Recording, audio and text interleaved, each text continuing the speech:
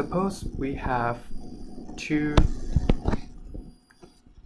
quadrature signals, e to the j phi and e to the minus j times phi. Now, question.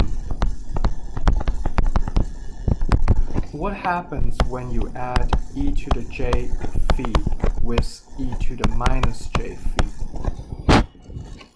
So, based on the Euler's identity that we showed previously, I'm going to call this equation 1.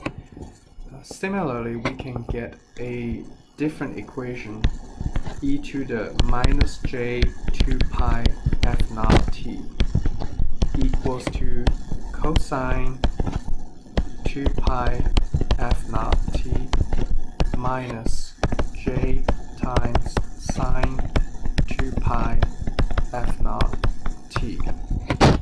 So if we add e to the j 2 pi f naught t with e to the minus j 2 pi f naught t, what we get is cosine 2 pi f naught t plus j times sine 2 pi f naught t plus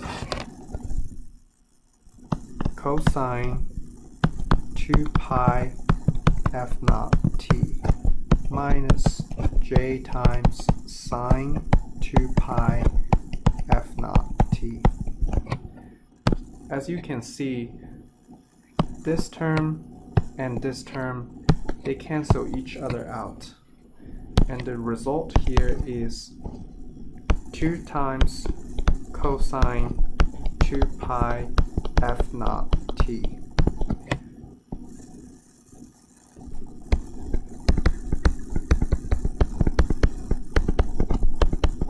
E to the minus j 2 pi f naught t.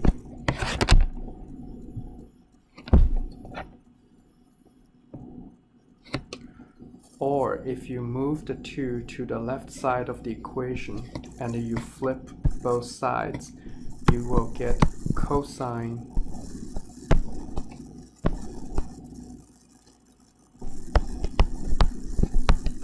2 pi f naught t equals to 1/2 e to the j 2 pi f naught t plus 1/2 e to the minus j 2 pi f naught t.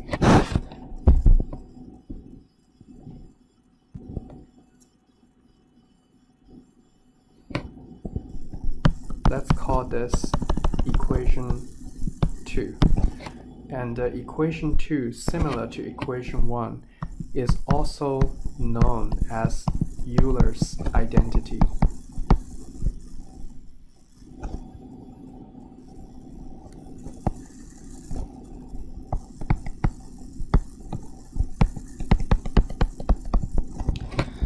Here there are a couple observations.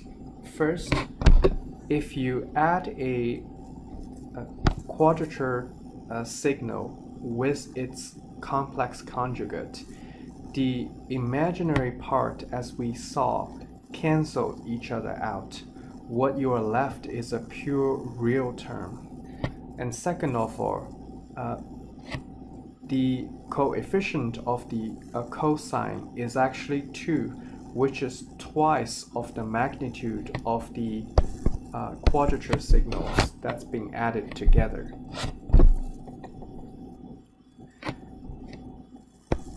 This equation tells us that any cosine wave can be reconstructed into a summation of two quadrature signals with a half of the amplitude. This is actually a very important conclusion. It is the foundation of quadrature sampling, hence the digital communication system that enables the modern communications today. And I would also like to show you graphically how to derive this identity.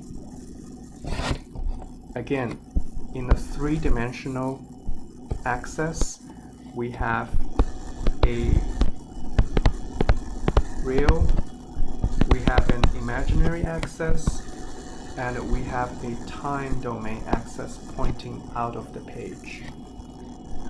At t equals to 0, we find our origin. This is a 1. Think about what would happen if the two phasors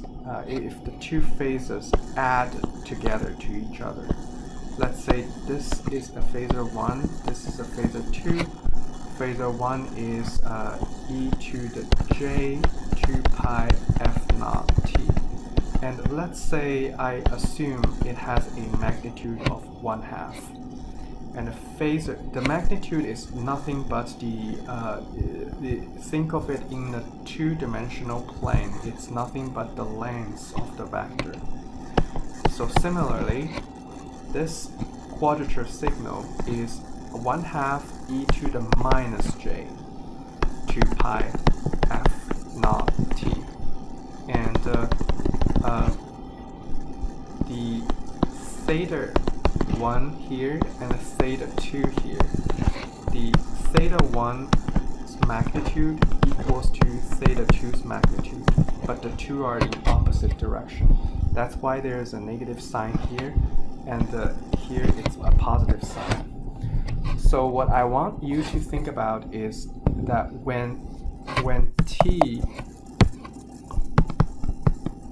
approaches infinity, if we add this quadrature signal with its complex conjugate, what would happen? What would be the results? Think about it for a minute. So the result actually is quite astonishing. What you will get is a purely real component.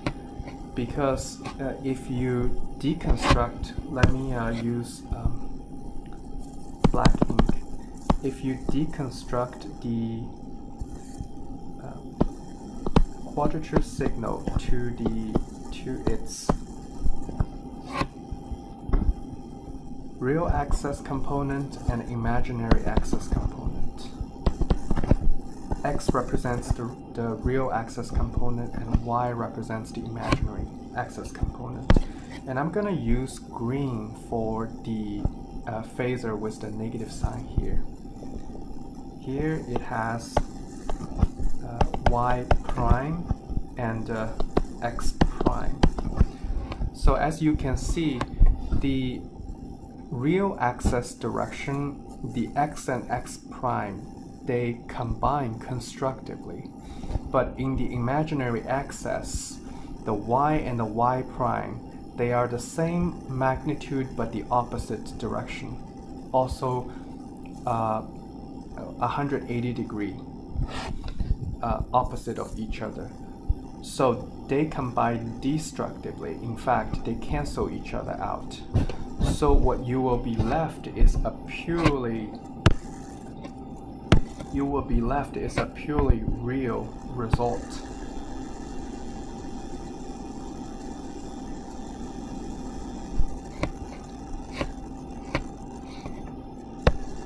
Extend that, and you will find the peak here is corresponding to -1, just like on the other side it's 1.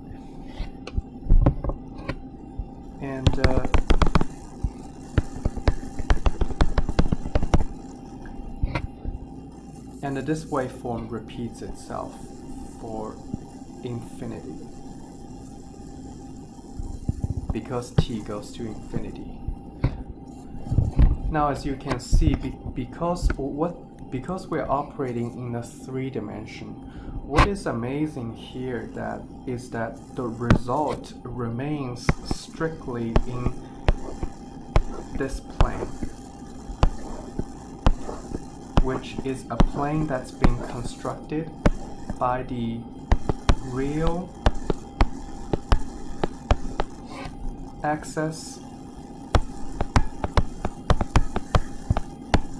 and the time domain axis.